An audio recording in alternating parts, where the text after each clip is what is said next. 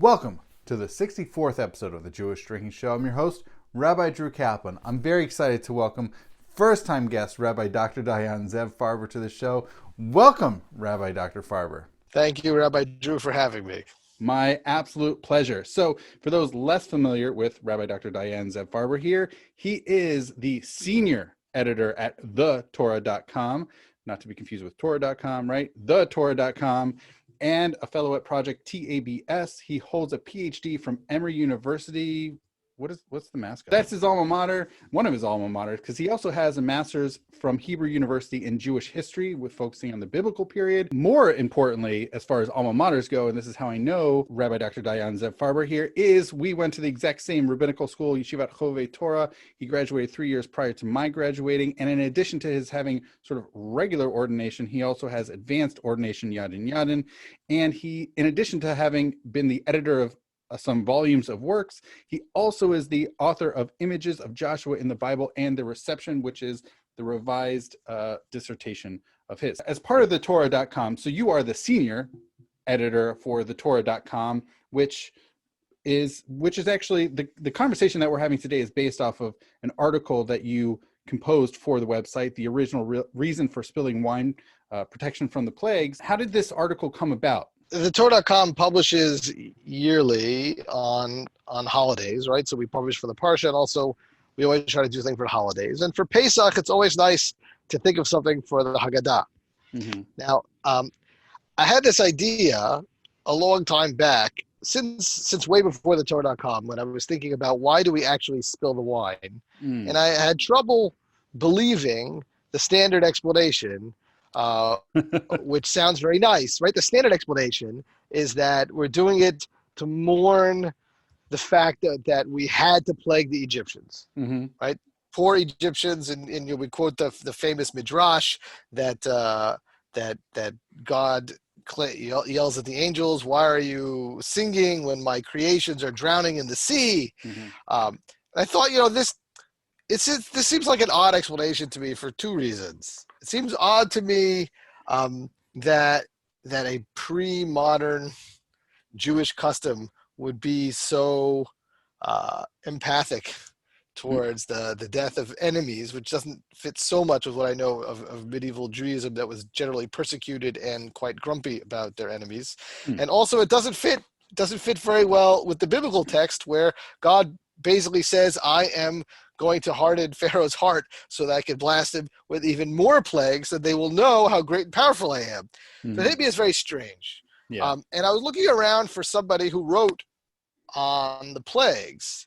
And after contacting one person who sent me to another person, etc., I got in touch with someone named Rabbi Tzvi Rohn. But Rabbi Tzvi Rohn wrote exactly on the opposite point that I was looking into, which is he agreed that this was a later explanation. Yeah. And he had studied the development of that explanation, which begins something about 100 years ago or so, and builds up. So I then asked him, can he write that piece? At that point, I decided, it'll be easier if I just write the piece. I've been looking into this for years. I'm just going to bite the bullet, and I'm going to write the piece. So that's how the piece began. So it was the companion piece to Tzvi Rohn's piece. Right. And so for those interested, that is a 2020 publication on thetorah.com. If you want to peek at it, this is it, Spilling Wine. And I'll include it in the show notes for anybody interested in looking at the more recent, since the late 19th century, last century and a half, this sort of newer explanation, right? Yeah. To diminish our joy. Okay, so people are welcome to check that out at thetorah.com, the Dr. Ron piece. So that was for Passover 2020. And so that inspired your composing of this present article, right?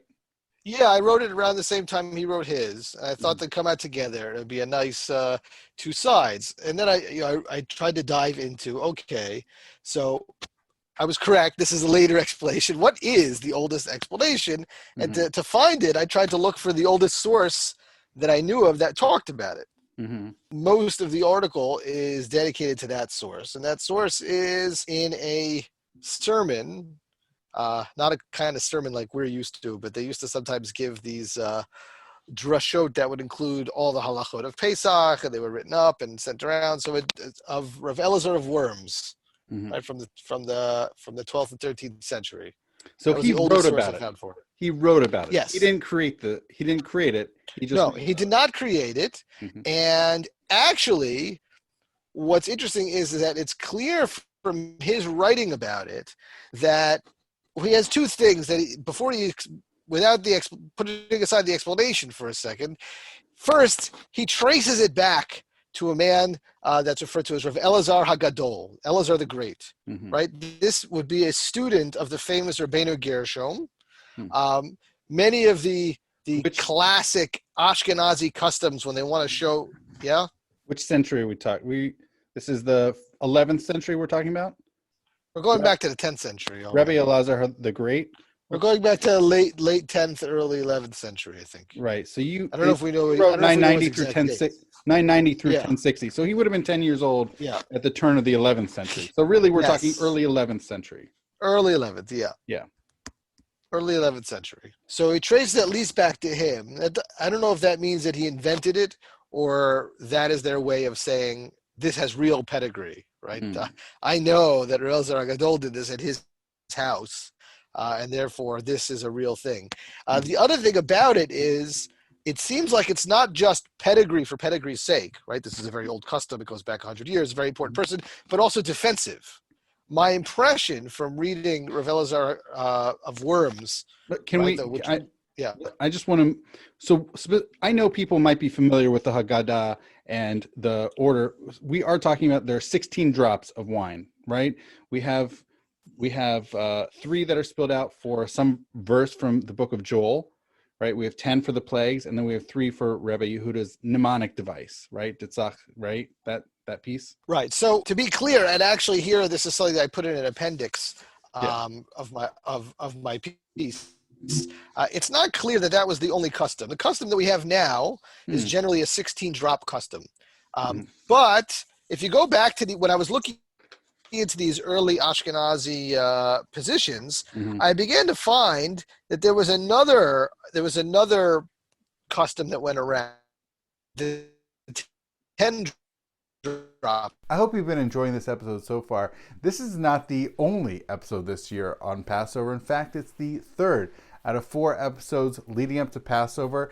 This, of course, is on the Passover Seder, and so too are the previous 2 in this series. They're both on the 4 cups, the first of which is Rabbi David Polsky on the meaning and reasoning behind the 4 cups in rabbinic literature, and the previous episode featured Miriam Gedweiser on the Talmudic inclusion of women with the 4 cups.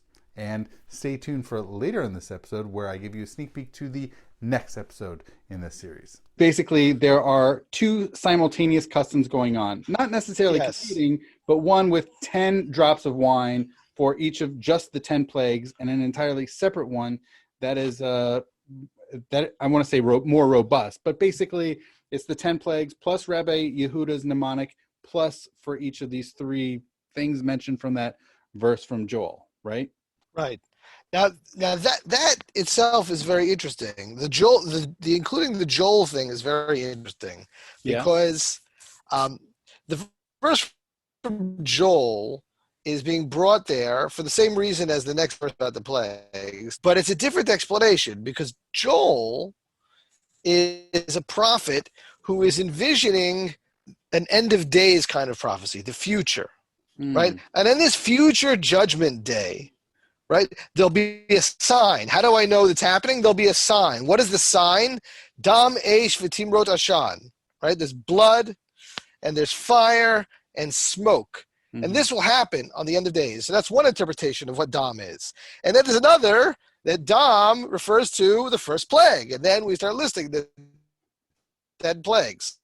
Yeah. Right. And at the end, there's a mnemonic device. So when you have this custom to spill out wine for all 16, it's kind of a custom that more works with the gut feeling of that we're in a plaguey kind of talk than actually the literal meaning of the verses in the context of what blood means in each case.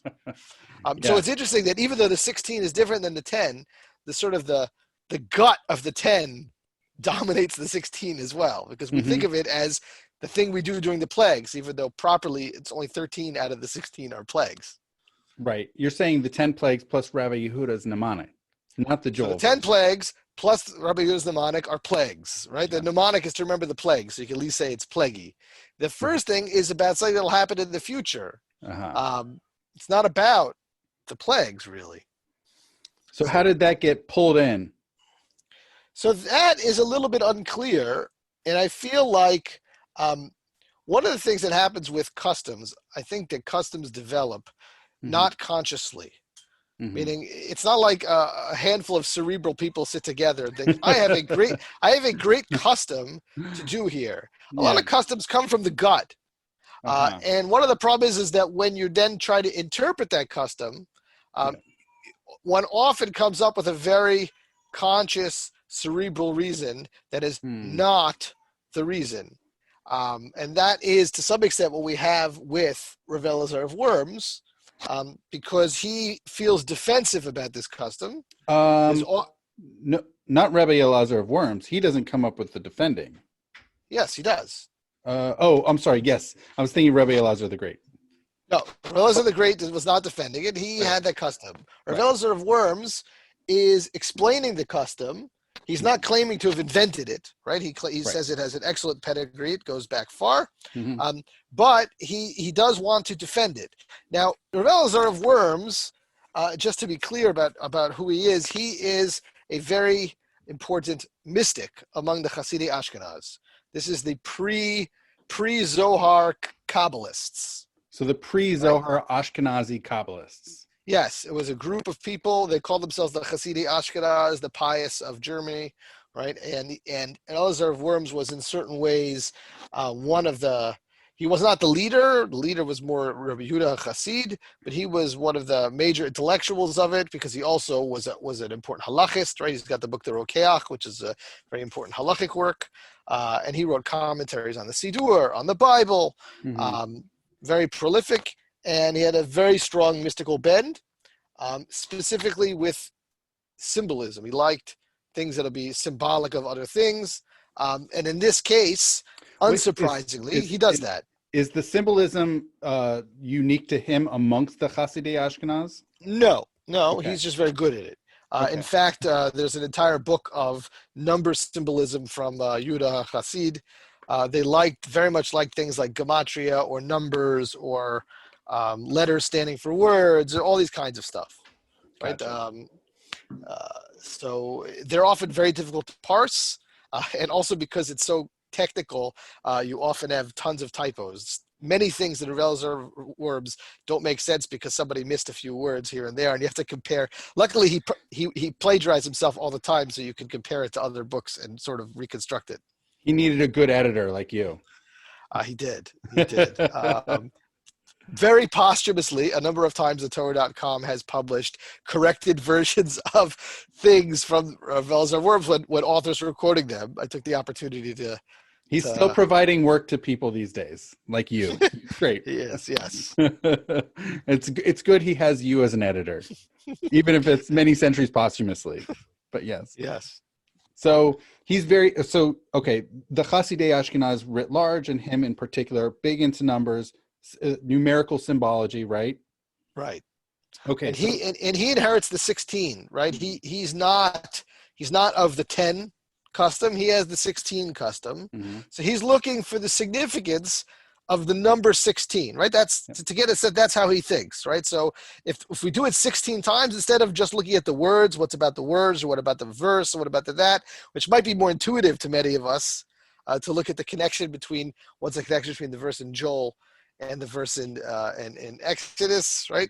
Instead, he jumps to what is the significance of the number 16, right? That's how he thinks. And he finds two things. Bizarrely and kind of entertainingly, in both cases, he's making a certain level of error. But keep in mind that in our modern times, we can do searches online, and we have so many ways to check numbers and check texts. And I have a pocket Tanakh in every room in the house. Meaning, these guys are working a lot from memory, and the amount that they know is unbelievable. But his kind of work is also prone to error. Hmm. So in the first case, the error is not his fault because he is getting it from another text that made the error. Yeah. But it says first the 16 is because, and this is kind of a strange mystical thing, God has a 16-edged sword. I worked on trying how to picture that. I'm not sure exactly how to picture a 16-edged sword. 16-pointed sword, 16, like, is it 16 edge, is it like I guess instead of like the four-sided like diamond, you just do it a lot of, it would need to be really well crafted. It would need to be. I mean, Yeah. but it is God's sword. Right. It's a divine sword. He gets the existence of such a thing from a midrash called Midrash Shochar Tov, which is a midrashic commentary on the book of Psalms, which gets it from a verse that says, "Be united, go to the right, turn left. Whither are you bound?" The whither is the word ayeh. Ayeh in gematria is 16, and therefore we say that God somehow has this 16-edged sword. That's what this verse is hinting. The word ayeh does not appear in our Bibles. Whether it appeared in the Shochar Tov's Bible, we have the word Anna. Whether it appeared in his Bible or whether he's just making an error, we don't know. There are sometimes little differences in Bibles. But in any event, the Rokeach, Elzer of Worms, finds this midrash, sees a 16, right? He always he puts all the numbers. He knows all the books. A 16-edged sword. Here's the number 16, and therefore this 16 is hinting at God's 16-edged sword. If so, there is something very biblical about this interpretation, because as I mentioned earlier, the Bible says that God wants there to be more plagues. He wants to build up the plagues. He wants Pharaoh to say no. In fact, he even forces him at the end to say no so that he could blast the Egyptians even more. So a 16-edged sword sounds very rough. Wait, the 16-edged sword, is that found in that Midrash Shochar Tov? Yes, that's where he's getting it from. So maybe the Midrash Shochar Tov has the ayeh instead of the ana? Yes. Yes, I think that, yes. That has as I said. Oh, okay. That's not his mistake. Oh, that's not his. Okay, so he's getting it from the Midrash Shochar Tov that there is this existence of a 16-edged divine sword. Right. Okay. Yes. He's getting that idea from them. They do not connect it to this custom. The custom didn't yet exist in the time. The Midrash Shochar Tov is hundreds of years before the Rokeach, and it did not exist at the time. But he makes the connection, right? They literally had these books. Right, that said 16 and listed all these things. This has 16. This has 16. This has 16. 17. This has this. I mean, they collected them. Wow. Right. So they look out for these things. So he would, of course, being a Bucky, being an expert in basically all Jewish works. I think there's almost nothing he didn't know that came before him. Would have logged this as a significance of 16, and he pulls it out when it's useful. And here it's useful because a 16-edged sword is a punishing God, right? If a 2-edged sword is scary, a 16-edged sword is really scary. It is God's vengeance. He doesn't just strike you down with a regular sword. No, God strikes you with a 16-edged sword. So if anything, what he's saying here is that this somehow emphasizes God's power, right? The power of the plagues, the power of the future day of judgment, the power of God, the power of even his sword is unbelievable. Right? That was his first one. I hope you've been enjoying this episode so far. I want to give you a sneak peek into next week's episode featuring Rabbi Chaim Litvin, the Bourbon Rabbi. One of the hashkachas, it was one of the Chassidischer ones, said, what about this issue? When someone needs something in a far off place, they call the local Chabad guy, which was my father. He was familiar with the Shapira family, and they were very interested and eager. They didn't really know much about it before that, but they did the self then and have done so every year since then. I hope you enjoyed that sneak peek into next week's episode. Now back to this episode. The second one, which is in this case his error, but it's a pretty standard error that he would make because what they would do is they would count words, How much times does a certain word appear in a certain book? That is very, very hard to do. If you don't, with our technology, it's very easy. You just do a word search, click, root, and then boom, you have it. Or I could grab a concordance. I've got one sitting right in front of me, and I can see that easily done. But they have to go through it and count it themselves.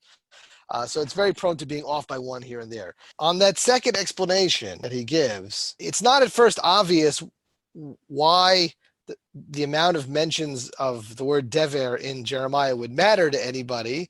The word dever, of course, means pestilence and could also mean plague, death, etc., etc. And Jeremiah he picked, I assume, because he thought there was 16 and no specific relevance to the book. But he then adds something that I think is very important to understand how he's thinking about the second explanation.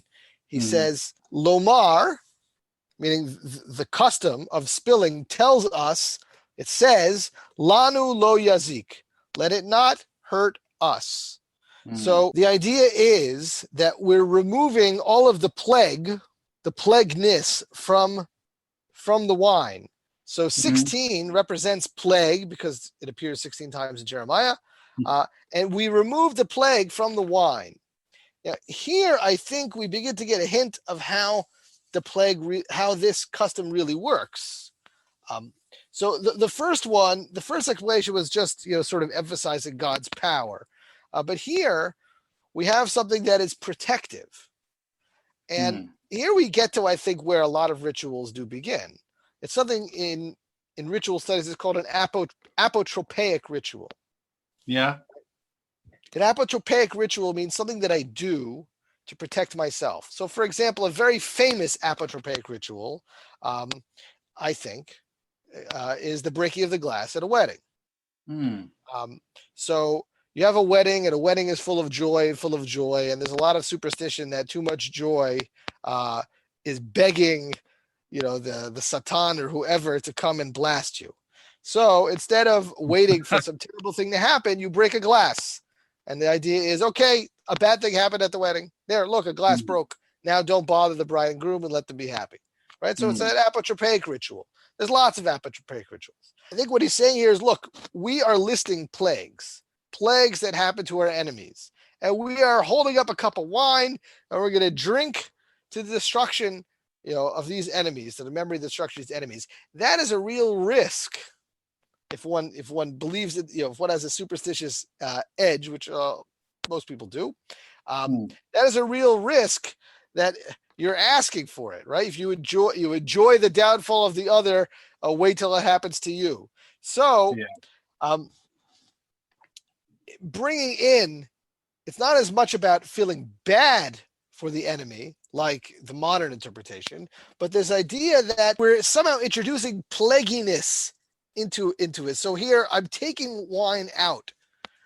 I'm taking all of the dever out, all of the plaguiness out of the plagues, and therefore I should not be struck with it. Now, as you mentioned, I mentioned another Ashkenazi person from a couple centuries later, Rabbi Shalom of Neustadt. Rabbi Shalom of Neustadt was the beginning of a very different trend in Ashkenaz, which is the writing of minhag books. He has one of the first and one of the important ones, and he has a student, Rabbi Yaakov Molin, called the Maharil, who wrote the most important set of minhag books for Ashkenazim, and they're the basis of in the Shulchan Aruch, the standard Jewish halacha book, the Ramah, the Ashkenazi posek uses the Maharil's minhag books. The Maharil was a student of Shalom of Neustadt, and Shalom of Neustadt talks about a custom that he knows of from, he references a book called the Avi Ezri. The Avi Ezri, which was written by another Rabbi Eliezer, apparently a very popular name in Germany, who was a contemporary of Rav Eliezer of Worms. He apparently had the 10-drop custom. I don't know if he and Rav Eliezer of Worms ever had Pesach together and whether they had to navigate the 10 versus 16 problem, or maybe they just kept their Seder separate so as not to get into such problems. He has the 10 drops, meaning just during the references to the plagues themselves, not during the 3 from the book of Joel, and not during the 3 from the mnemonic. He would do the finger one. If you're looking for the origin of the thing, right? The finger one, a lot of Ashkenazim know that one. You put the finger in to take it out. He would do the finger one. And he says The reason is that God, again, the same concept, that it was implying that God should save us from all of these, meaning that these things should happen to other people, to our enemies, like they happened in the past, and not to us. So taking it out of our cup, was a way of saying that that it shouldn't happen to us. And in fact, one of the things that I talk about later in the article, from a much later custom from the 19th century, they talk about the wine as dangerous, as a dangerous substance. In fact, you could you want to make sure that when if you take the concept seriously, that you're taking the plague out of your wine cup and putting it on the plate. Now, what do you do with that? Most of us just wipe it up with the napkin and throw it out. But if you really take it seriously, these are dangerous drops. These are plague drops. You could put them on your enemy's doorstep and threaten them. You could pour it into your enemy's drink. But at very least, you want to separate yourself from them. And that was a whole thing of what do you do with the drops? We don't really have that now, but that was kind of the logical conclusion of this custom. In the Rabbi Elazar of Worms description, does he say spilling them out? Yeah, etzbe yadam b'kos hayainos. Yeah, so he does it too. He also does. So both of them talk about putting a finger in. Yeah, somehow I was picturing Shalom Newstead doing it with his pinky, but maybe that's just because my parents do it. But maybe that's a 19th or 20th century development. But for these two early Ashkenaz these customs or these mentions, there is a finger being put into the wine to then pull it out. It's not a pouring one out. So to speak. No, it's not pouring out. It's interesting that here's a sort of my own personal development on this custom. When I was younger and I went to a kind of a yeshiva before I went to YZT, I went to a different yeshiva, and they were really bothered by the idea of putting the finger in the wine because they say it creates a kos pogum, right? A ruined cup. And they would say, so first of all, that's why we pour in extra wine after, they say, to refill it so you don't have a pogum. But then they also said better to take a little spoon and pour it out. That's what so that you don't touch the wine and make it pogum. And for a few years, I did that until I came to the conclusion that whenever you read these books, whenever anyone actually describes what they're doing, they're always talking about using a finger. In fact, in the later midag books, you begin to get debates. You should use the pointer finger or the ring finger or the pinky. Right? My family always did the pinky, and I said, it's nice to imagine a kos pagum problem, but none of these greats were worried about that. So I think I'd rather just. I came to the conclusion, I think I'd rather just do it the way they did it. Right, they created it. Yeah, this is the way, if you're doing it in Ashkenaz if Rav Elazar Agadol did it, it's been 1,000 years, right? We've been doing this. So I think good enough for them, good enough for me. I went back to the finger. Right. I wonder what the symbolism is, or if there was any intended symbolism with using a finger. Like, is it just you take out just a really tiny amount, so as opposed to spilling it out? Just thinking about the volume or the quantity being lost out of what one is able to drink for that next cup. Is it with using just a finger? It's enough to show that you're taking some out, but not enough to really affect the quantity or volume of wine still left in that cup, right? So I can't help but also think about when I think about a finger and Haggadah, there is that talk about this is the finger of God, and then all those the multiplication that then spreads out. Is it 50, 200, 250 plagues? That numbers game.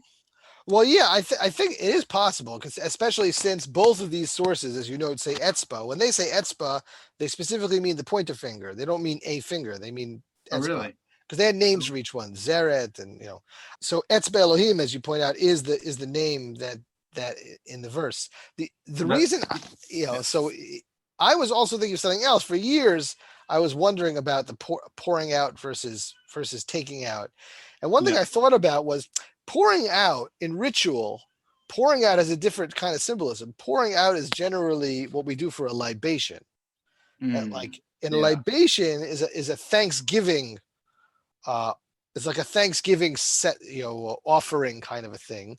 So I wonder if that just doesn't, that kind of a an act wouldn't capture what they're going for. They're afraid of the drops, right? They don't. The drops are bad, whereas a libation is kind of like pouring it out for God, as opposed to removing because we don't want to partake in it. I wonder if it's a kind of a ritual crossing, right? It's not the right movement to communicate what you want to communicate.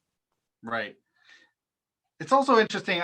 In both of these, either the Rabbi Neustadt or the Rebbe Lazar, neither of them really mention what do you do with the spilled or the pulled out wine. Right. They do not. And they don't talk about what you were mentioning. Is that something to be avoided? That wine is really for your enemies or for the apotropaic stuff. That's something to be avoided. We've already gotten rid of it. We purged it, right? So we're not going to consume that. We're not going to drink that. That's out of the way. But I know nowadays a lot of people just leave it on their plates and the matzah gets to it, and right? Yeah. So there's a question of whether what you have is your rituals tend to move in certain directions, either becoming stricter or becoming less strict, right? Things never stay the same. So I wonder if at first it begins as kind of a apotropaic ritual light, meaning, okay, you remove it, and that's a kind of way of saying, like foo or knock on wood or something, kind of a light, and then eventually, because the custom that I called weaponizing the drops, which is about really seeing them as dangerous, is from a text from hundreds of years later. One wonders if after a while one begins to worry, like you said, if these drops really are a problem, if there's really dever in the drops, right? Plague in the drops. Should I just be keeping them on my plate? Or should I even have this in my house? Should I immediately run it outside? And what happens if? So it develops. Although it's funny because it reminds me of what you said earlier about these things being started more from the gut, and then later on people start using their heads thinking about this, and that makes me think about these apotropaic aspects of are we actually supposed to consume the dropped out, wine? Right. So here I think it's an interesting thing that where to put aside the 16 edged sword, which is kind of an outlier explanation, but that 60, I'm certain that the minhag was not invented because somebody miscounted the number of the word dever in Jeremiah and invented this idea. However, I think that Rav Elazar of Worms does capture something real with the idea that what are those drops? That's 16 drops of dever, right? That is plague. And the other thing that sort of points to it being popular is that the fact that it connects to the first three from Joel, right? So a scholar, someone who sort of studies the Haggadah or studies the Bible, would say, well, Joel is really something very different than the other interpretation, right? Because Joel is talking about the end of days, and this is talking about the plagues, and they're not the same, and these are two different. But someone experiencing the Haggadah who has no idea what Joel is about, what is the context, what does the book of Joel say? I mean, it's an obscure book. Would see Dam Eish V'Timur Rashan. You know what my gut reaction to blood, fire, and smoke is? It's frightening. It's frightening. It is actually supposed to be frightening in Joel, right? Because it's the Judgment Day. It's not a plague, but it is supposed to be dramatic. Mount Sinai also has fire and smoke. So someone might connect this to the plagues on the level that it is a frightening imagery that I don't know what this is, but I don't want it. I don't want blood and fire and smoke in my house, in my life, right? So no, get rid of that too, right? Yeah. So it makes more sense to me that certainly that would develop that way than the Rokeach's later interpretation of it. This all originates from basically a millennium ago. And if people are interested in finding out more, discovering more, they can check out that article on the Torah.com, right? Yes. And then they can also check out Dr. Tzvi Ron's article from a year ago as well on what's gone on in the last century and a half with the understandings and meanings built up around this practice, right? Yeah. What's on anything on deck? Do you know anything on deck for this year's Passover offerings on the Torah.com? I mean, so in our Passover offerings, we try to do a few things. We always try to, first of all, we already have tons and tons of content. At some point, maybe we'll even try to put it together in some kind of a Haggadah. But we divide it up we try to add things that will deal with the Haggadah itself. We also have a very interesting feature called Meet the Egyptians. We used Pesach as an opportunity to introduce Egyptology.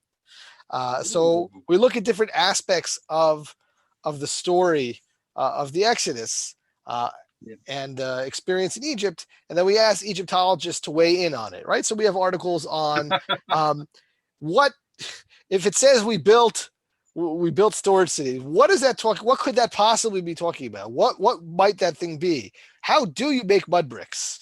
Right? If it says we went from this place to that place to Yam Suf, what are these places? What are the Egyptian? What do we know about it from Egypt? What are Egyptian burials? We have a lot of information, and we try to add to that every year as well. That's been a very fun series. Oh, very neat, very neat, awesome. Well, I'm very excited to see what's coming out this year on the Torah.com for that. We'll be working on it. Wonderful. All right. So Rabbi Dr. Dayan Zev Farber, thank you so much for shedding light on the origins of this practice. Thank you, Rabbi Drew. It's been fun talking to you.